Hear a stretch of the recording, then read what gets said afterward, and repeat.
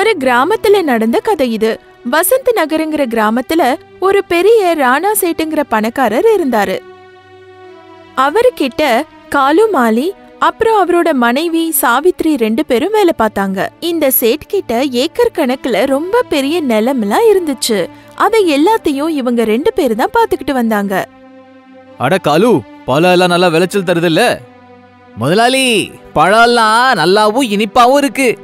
சரி சரி, கவனமா பாத்துக்கோ, இல்லன்னா உன்னை வேலையை விட்டு தூக்கிடுவேன்.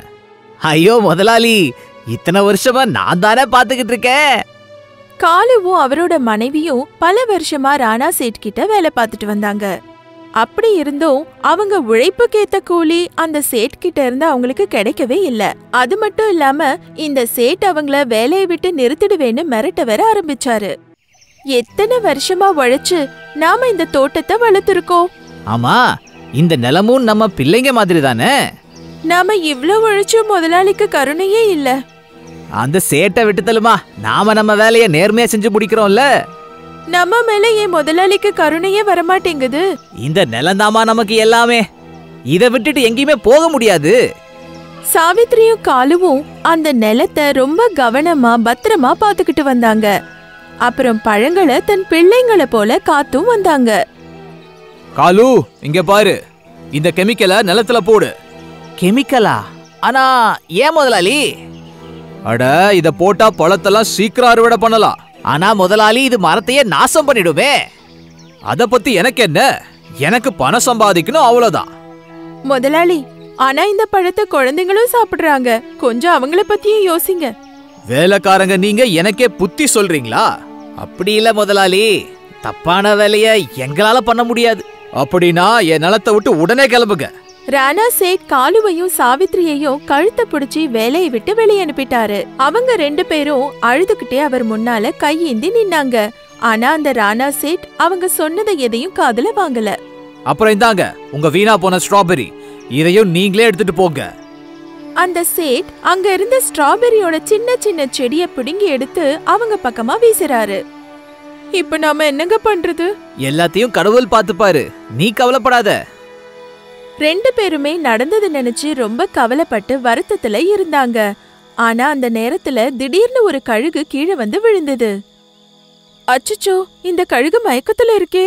அப்படித்தான் நினைக்கிறேன், சாப்பாடு இல்லாம மயக்கமா இருக்கு போல. இங்க பாருங்க, நம்ம கிட்ட கொஞ்சம் ஸ்ட்ராபெரிஸ் இருக்கு, நான் போய் அதை கொண்டு வரேன். சரி. காலுவும் சாவித்ரியும் கழுகுக்கு ஸ்ட்ராபெரிஸ குடுக்கறாங்க. அத சாப்பிட்டதும் அந்த கழுகுக்கு உடம்பு சரியாகுது. உங்களுக்கு ரொம்ப நன்றி. இப்ப உடம்பு தேறிடுச்சா? ஆமா, இவ்ளோ சுவையான ஸ்ட்ராபெரிஸ் நான் சாப்பிட்டதே இல்ல. இது நாங்களே விளைவிச்ச ஸ்ட்ராபெரிஸ். காலுவும் சாவித்ரியும் தங்களுக்கு நடந்த எல்லா விஷயங்களையும் கழுகு கிட்ட சொன்னாங்க. உங்க 2 பேருக்கும் ரொம்ப பெரிய அநியாயம் நடந்திருக்கு. ஆனா நாங்க என்ன செய்யறது? நீங்க எனக்கு உதவி பண்ணிருக்கீங்க. உங்களுக்கு நான் மாயாஜால ஸ்ட்ராபெரிஸ் வரம் தரேன். மாயாஜால ஸ்ட்ராபெரிஸா? அதை வச்சு நாங்க என்ன செய்யறது? உங்ககிட்ட இப்ப மிச்சம் இருக்கே ஸ்ட்ராபெரிஸ், அது எப்பவுமே தீராது, அதிகமாகிட்டே தான் போகும். நிஜமாவா? நீ செஞ்சுதான் பாரு. சரி, நான் கிளம்புறேன்.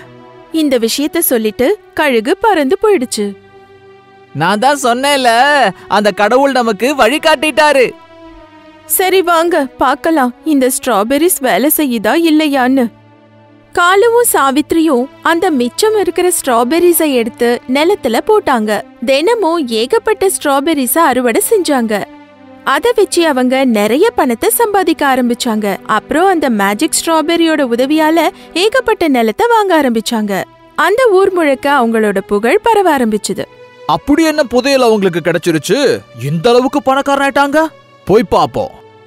இந்த ராணா சேட் மறைஞ்சிருந்து காலுவையும் சாவித்ரியையும் பின்தொடர ஆரம்பிச்சாரு. அவங்க கிட்ட மாயாஜால ஸ்ட்ராபெரிஸ் இருக்குங்கிறதையும் தெரிஞ்சுக்கிட்டாரு. அதை என்ன பண்ணலான்னு யோசிச்சாரு. அப்படியா? இதோட உதவினாலதான் இப்படி பணக்கார ஆனாங்களா? இப்ப பாரு நான் என்ன பண்றேன்னு. ராணா சேட் திருட்டுத்தனமா மாயாஜால ஸ்ட்ராபெரி கிட்ட போனாரு. அப்புறம் அங்க இருந்த சில ஸ்ட்ராபெரிஸையும் எடுத்துக்கிட்டு தன்னோட நிலத்துக்கு கொண்டு போனாரு. இனி இத நான் வித்து பெரிய பணக்காரனாவ. அப்புறம் ராணா சேட் எல்லா ஸ்ட்ராபெரியையும் டவுனுக்கு விக்கிறதுக்காக கொண்டு போனாரு. அவரு ஸ்ட்ராபெரியை எடுத்து பார்க்கும்போது எல்லா ஸ்ட்ராபெரியும் கெட்டு போயிருந்தது. அட, இது எப்படி நடந்துச்சு? காலுவோட பெரி நல்லா தானே இருக்கு, அப்புறம் இது எப்படி வீணா போச்சு? அவங்க 2 பேரோட சூழ்ச்சி மாதிரி இருக்கு. ராணா சேட் மறுபடியும் ஸ்ட்ராபெரி இருக்கிற இடத்துக்கு வந்தாரு. இப்போ இங்க இருக்கிற எல்லா ஸ்ட்ராபெரியையும் அழிக்க போறதா சொன்னாரு. எல்லா ஸ்ட்ராபெரியையும் பிச்சு தூக்கி எறிஞ்சாரு. ஆனா அத மேல பறந்துகிட்டு இருந்த கழுகு பாத்துடுச்சு. அதுக்கப்புறம் ராணா ஸ்ட்ராபெரி நிலத்துல இருந்து அவரோட நிலத்துக்கு வந்தப்போ அவரோட நிலத்து மேல ஏகப்பட்ட கழுகு பறந்துட்டு இருந்தது. அது ராணாவோட நிலத்தை மொத்தமா நாசமாக்கிடுச்சு. அட கடவுளே, இது ஏன் இப்படி ஆச்சு? என் தோட்டம் முழுசும் பாழாடிச்சு. என்ன, நீ மத்தவங்க வயித்துல மண்ணள்ளி போட்டப்ப மட்டும் சிரிப்பு வந்துச்சுல்ல? நாசமா போகட்டும் அந்த மாயாஜால ஸ்ட்ராபெரிஸ். நீ தான் உன் தலையில மண்ணை வாரி போட்டுக்கிட்ட. சாவித்திரியும் காலுவும் உழைச்சு சம்பாதிக்க நினைக்கிறாங்க, ஆனா நீ உக்காந்துகிட்டே சம்பாதிக்கிற. வினை விதைத்தவன் வினை அறுப்பான். அனுபவி. நான் கிளம்புறேன்.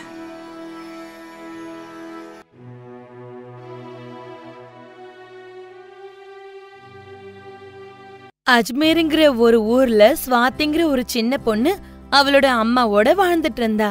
கொஞ்ச வருஷங்களுக்கு முன்னாடி ஸ்வாதியோடைய அப்பா இறந்து போயிட்டாரு.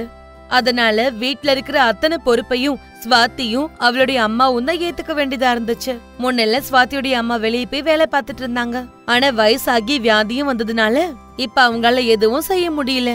ஒரு நாள் ஸ்வாதி என்ன சொன்னான்னா, அம்மா, இப்பெல்லாம் உங்களுக்கு உடம்பு சரியில்லாம போயிடுது. வீட்ல இருக்கிற கொஞ்ச நஞ்ச ரேஷன் பொருட்கள் எல்லாம் இப்ப தீந்து போக போகுது. நம்ம வேணா ஒரு ஆடு வாங்கிக்கலாம். அது கொடுக்கற பாலை வித்து நம்ம பொழைச்சுக்கலாமேம்மா. ஆனா ஸ்வாதி, நமக்கு ஆடு வாங்கறதுக்கு அவ்வளவு பணம் இல்லையேம்மா. அம்மா, என்கிட்ட தங்க வளையல் இருக்கு. அத வித்துட்டு நாம ஒரு ஆடு வாங்கிடலாமா? இல்ல ஸ்வாதி, நம்ம கிட்ட இது மட்டும் தானே இருக்கு. இதையும் இப்ப வித்துட்டோம்னா அதுக்கப்புறம் நம்ம கிட்ட எதுவும் இருக்காது. இதுவும் கல்யாணத்துக்காக தான் நான் அப்படியே வச்சிருக்கேன். பரவாயில்லம்மா, கொஞ்ச நாள் கழிச்சு நம்ம திரும்ப செஞ்சுக்கலாம். ஆனா நமக்கு ஆடு ரொம்ப முக்கியம்மா. அஜ்மேருங்கிற ஊர்ல எல்லா திங்கக்கிழமையும் ஒரு திருவிழா நடக்கும். ஸ்வாதியோடைய அம்மா ஸ்வாதியோட வலையில வித்துட்டு ஒரு ஆடை வாங்கிட்டு வந்தாங்க. அந்த ஆடை பார்த்த உடனே ஸ்வாதிக்கு ரொம்ப சந்தோஷமாயிடுச்சு. ஆடு பாக்கறதுக்கு ரொம்ப அழகா இருக்குமா. என்னில இருந்து நான் இந்த ஆடை சின்முன்னு கூப்பிடுவேன். நாள் பூரா ஸ்வாதி அந்த சின்முன் கூட தான் விளையாடிக்கிட்டே இருப்பா. சின்முன் ரொம்ப சேட்டை பண்ணும். வாய்ப்பு கிடைச்ச உடனே அந்த சின்முன் கிராமம் முழுக்க போய் சுத்தி பார்த்துடும். ஸ்வாதியோடைய வீட்டுக்கு பின்னாடியே ஒரு ஜமீன்தாரும் அவருடைய ஒரே மகன் புனித்து வாழ்ந்துட்டு இருந்தாங்க. அவன் ரொம்ப தற்பெருமைக்காரனாவும் சுயநலவாதியாவும் இருந்தான். அதோட கிராமத்துல இருக்கிற எல்லா பொண்ணுங்களையும் ரொம்ப தொந்தரவு பண்ணுவான். அப்ப ஒரு நாள் அவன் ஸ்வாதிய பார்த்தான். பார்த்த உடனே அவளுடைய அழக பார்த்து அவன் மயங்கிட்டான். அதுக்கப்புறம் தினமும் அவன் ஸ்வாதிய தொந்தரவு பண்ண ஆரம்பிச்சான். ஒரு நாள் அவன் ஸ்வாதிய வழியிலேயே தடுத்து நிறுத்தினான். அப்ப ஸ்வாதி, ஏன் இன்டீசென்டா நடந்துக்கிறீங்கன்னு கேட்டுட்டா. எனக்கே வழி விட மாட்டேங்கிறீங்க, இங்க இருந்து போங்க. மேடம், இன்டீசென்டா நான் எங்க நடந்துகிட்டேன்? இன்டீசென்ட்னா என்னன்னு நான் இப்ப உங்களுக்கு காட்டுறேன். அவன் ஸ்வாதி மேல கை வைக்கும் போது ஸ்வாதியோடைய ஆடு சின்முன் அங்க வந்தது. வந்து புனித்தை தாக்க ஆரம்பிச்சது. புனித்துக்கு ரொம்ப கோவம் வந்துருச்சு. அவனும் சின்முன்ன நல்லாவே அடிச்சிட்டான். அப்புறம் அங்க இருந்து அவன் போயிட்டான். சின்முன்ன வீட்டுக்கு கூட்டிட்டு வந்ததுக்கு அப்புறமா ஸ்வாதி ரொம்ப நேரம் அழுதுகிட்டே இருந்தா. சின்முனோட முதுக ஸ்வாதி அழகா தடவி கொடுத்து என்ன சொன்னானா, சின்முன், உனக்கு ரொம்ப வலிக்குது இல்ல? அந்த புனித்தொன்னு ஓங்கி அடிச்சிட்டான்ல.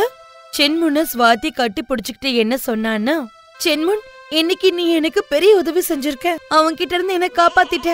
இத சொல்லும் போது சின்முனோட கால்ல அடிபட்டு இருந்தத ஸ்வாதி பார்த்தா.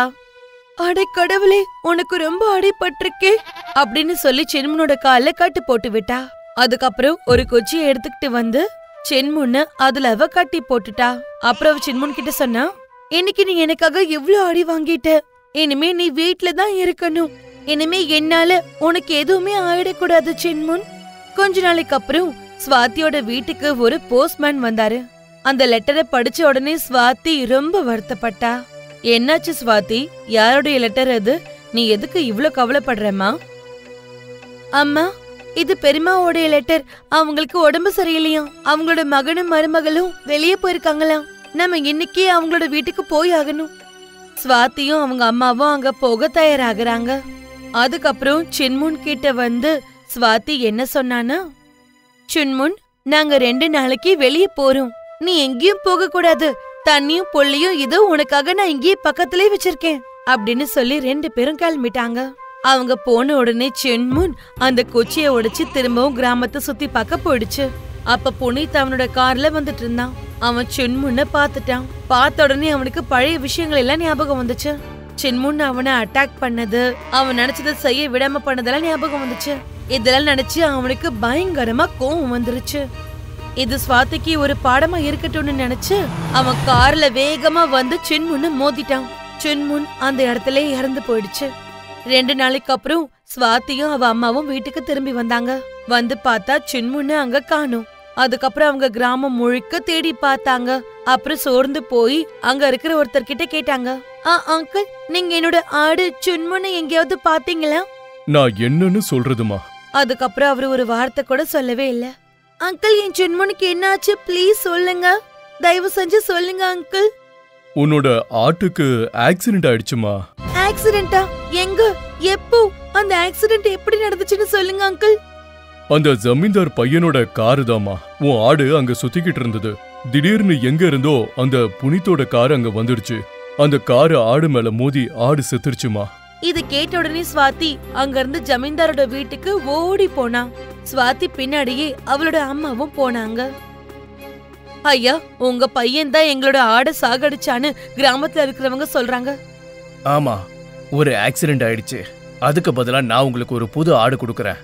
அந்த நேரத்துல புனித் அந்த இடத்துக்கு வந்தான். சிரிச்சுக்கிட்டே என்ன சொன்னானா, என்னாச்சு? வருத்தமா இருக்க? அச்சச்சோ, நான் ஆக்சிடென்ட் பண்ண அந்த ஆடுக்காகவா? புனித், நீ இது வேணும்னே செஞ்சியா? என்ன பழி வாங்கறதுக்காகவா? ஆமா, நான் வேணும்னே தான் செஞ்சேன். அந்த ஆடு என்ன இந்த புனித்த அடிச்சிடுச்சு. அதை எப்படி கொலை பண்ணி தானே ஆகணும். பண்ணிட்டேன். அப்ப ஸ்வாதி கோவமா சொன்னா, நீ பண்ணது நியாயமே இல்ல புனித். நீ இதுக்கான விளைவுகளை சந்திச்சே ஆகணும். நான் உன்னை நிச்சயம் விட மாட்டேன். பஞ்சாயத்துல போய் கம்ப்ளைண்ட் பண்ண போறேன். அப்படிலாம் பண்ணி என்னையும் என் பையனையும் ஒண்ணும் பண்ண முடியாது. இந்த கிராமத்து மக்கள் என்கிட்ட கடன்ல மாட்டிக்கிட்டு இருக்காங்க. இருந்தாலும் நீ ஆசைப்படுற, சரி, கம்ப்ளைண்ட் பண்ணி பாரு. அதுக்கப்புறம் அம்மாவும் பொண்ணும் அங்க இருந்து போயிட்டாங்க. அதுக்கப்புறம் அவங்க பஞ்சாயத்தை கூட்டினாங்க. அங்க எல்லா கிராமத்து மக்களும் பண்ணையாரும் வந்தாங்க. வந்து ஸ்வாதி கிட்ட என்ன சொன்னாங்கன்னா, என்ன ஆச்சுமா? நீ ஏன் திடீர்னு இப்படி பஞ்சாயத்தை கூப்பிட்ட? பெரியவரே, அந்த ஜமீன்தார் பையன் புனித் இருக்கான்ல, அவன் வேணும்னே என்னோட ஆடை கொன்னுட்டான். நாங்க அதை வச்சுதான் வாழ்ந்துட்டு இருந்தோம். இப்ப அதையும் கொன்னுட்டான். எங்களுக்கு இப்பவே நியாயம் வேணும். புனித், ஸ்வாதி சொல்றது நிஜம்தானா? ஆமா, ஆனா அந்த ஆடு என்ன அடிச்சிடுச்சு. ஏன் உன்னை அடிச்சது? அதையும் நீ பண்ணையார்கிட்ட சொல்லு. நான் ஏன் சொல்லணும்? நான் இந்த கிராமத்தோட ஜமீன்தாரோட பையன். யாராலையும் என்ன எதுவும் செய்ய முடியாது. பண்ணையாரும் ஜமீன்தார் கிட்ட கடன் பட்டிருக்கிறதுனால அவங்களால எதுவும் செய்ய முடியல. ஆனா ஸ்வாதிக்கு நியாயம் கொடுக்கணும். இல்லனா எல்லாருக்கும் பண்ணையார் மேல இருக்கிற நம்பிக்கை போயிடும். அதனால ஜமீன்தார் கிட்ட அவர் என்ன சொன்னார்னா, ஜமீன்தார், உங்க பையன் செஞ்சது அநியாயம். ஸ்வாதிக்கு நியாயம் கொடுக்க வேண்டிய பொறுப்பு எங்களோடது. அதனால ஸ்வாதிக்கும் அவங்க அம்மாக்கும் நீங்க ஒரு புது ஆடு வாங்கி கொடுத்துருங்க. சரிங்க, நீங்க எல்லாரும் சொல்றீங்க, அதனால அவங்களுக்கு ஒரு புது ஆடு வாங்கி கொடுத்துறேன். ஜமீன்தார் ஒரு புது ஆடை வாங்கிட்டு வந்து அத ஸ்வாதி கிட்ட கொடுத்தாரு. இந்தா, இனிமே இந்த ஆடு உன்னோடது. இதை எடுத்துக்கிட்டே இங்க இருந்து போயிடு. ஸ்வாதியும் அவங்க அம்மாவும் அந்த ஆடை பார்த்தாங்க. அந்த ஆடு ரொம்ப வயசான ஆடா இருந்துச்சு. ரொம்ப ஒல்லியா சாகுற நிலைமையில இருந்துச்சு. அம்மா, இத வச்சுக்கிட்டு நம்மளால எதுவும் செய்ய முடியாது. இது பாலே கொடுக்காது. பரவாயில்ல ஸ்வாதி, நம்ம இதையே நல்லா பாத்துக்கிட்டு இத சரி பண்ணிடலாம். அப்புறம் அந்த ஆடை கூட்டிக்கிட்டு 2 பேரும் வீட்டுக்கு வராங்க. அப்புறம் கொஞ்ச நாளைக்கு அந்த ஆடை ரொம்ப நல்லா பாத்துக்கிட்டாங்க. அதுக்கப்புறம் இனிமே இந்த ஆடால பால் கொடுக்க முடியும்னு அவங்களுக்கு தோணுனதுக்கு அப்புறமா அவங்க பால் கறக்க ஆரம்பிச்சாங்க. கறந்த உடனே அவங்களுக்கு ஆச்சரியமா இருந்துச்சு. அம்மா, இந்த பால் பக்கெட்ல பாலுக்கு பதிலா தங்கத்தோட தண்ணி ஏன் இருக்கு? ஆமாம்மா, எனக்கும் அப்படிதான் தோணுது. கொஞ்ச நேரத்துக்கு அப்புறம் அந்த தங்க தண்ணி அப்படியே கெட்டி அடிச்சு. அத பார்த்ததும் 2 பேரும் சந்தோஷப்பட்டாங்க. அந்த தங்கத்தை அவங்க வித்து வீடு, காரு எல்லாத்தையும் வாங்கினாங்க. இந்த விஷயம் எப்படியோ ஜமீன்தாருக்கு தெரிய வந்துருச்சு. அவரும் பேராசப்பட்டு ஸ்வாதியோட வீட்டுக்கு வந்தாரு. வீட்டுல யாராவது இருக்கீங்களா? அம்மா ஸ்வாதி, எங்கம்மா இருக்க? நான் கொடுத்த ஆடு எனக்கு திருப்பி வேணும். எனக்கு அது ரொம்ப பிரியமானது. அதை எனக்கு திருப்பி கொடுத்துரு. அதுக்கு பதிலா நான் உனக்கு வேற ஒரு ஆடு கொடுத்துட்றேம்மா. அப்படியா? அந்த ஆடு தங்கப்பால் கொடுக்கற விஷயம் தெரிஞ்ச உடனே அதை எடுத்துட்டு போக வந்துட்டீங்களா? இனிமே அது எங்களோடது, நான் கொடுக்கவே மாட்டேன். நீ கொடுக்கலனா ஒரு விஷயம் ஞாபகம் வச்சுக்கோ, உங்க அம்மாவுக்கு வயசாயிடுச்சு, அவங்களுக்கு ஏதாவது நடந்துற போகுது. ஸ்வாதி ரொம்ப பயந்து போயிட்டா. அப்புறம் அழுதுகிட்டே அவளுடைய ஆடு ஜமீன்தார் கிட்ட கொடுத்துட்டா. ஜமீன்தார் ரொம்ப சந்தோஷமா அந்த ஆடை எடுத்துக்கிட்டு போனாரு. ஆனா அந்த ஆடு பால் கொடுக்கவே இல்ல. ஒருவேளை ஸ்வாதி இன்னைக்கு பாலை கறந்துட்டாலும் என்னவோ, நான் நாளைக்கு கறக்குறேன். அடுத்த நாளும் அந்த ஆடு பால் கொடுக்கவே இல்ல. ஜமீன்தார் அந்த ஆடை ரொம்ப அடிக்க ஆரம்பிச்சுட்டாரு. கோபத்துல அந்த ஆடு ஜமீன்தார முட்டுச்சு. ஆனா ஜமீன்தார் தப்பிச்சிட்டாரு. ஆனா அவருக்கு பின்னாடி அவங்க பையன் நின்னுட்டு இருந்தான். அவனுக்கு பலமா அடிபட்டுருச்சு. அடிபட்டு அவன் இறந்து போயிட்டான். அன்னைக்குதான் அந்த ஜமீன்தாருக்கு தெரிய வந்துச்சு. அன்னைக்கு அவரோட பையன் அந்த ஆட்டை காரணமே இல்லாம எப்படி கொன்னானோ அதே மாதிரி இன்னைக்கு அவருடைய பேராசை அவர் பையன் உயிரை கொன்னுடுச்சு. ஜமீன்தார் அந்த ஆட்டை எடுத்துக்கிட்டு ஸ்வாதி வீட்டுக்கு மன்னிப்பு கேட்க போனாரு. இந்தாமா உன்னுடைய ஆடு. நானும் என் பையனு கெட்ட காரியம் செஞ்சதுக்காக இன்னைக்கு நான் என் ஒரே பையனை இழந்துட்டோமா, நீங்க எங்களை மன்னிச்சிடுங்க. அதுக்கப்புறம் அந்த ஆடு கிட்டயும் மன்னிப்பு கேட்டு அங்க இருந்து அவர் கிளம்பி போயிட்டாரு.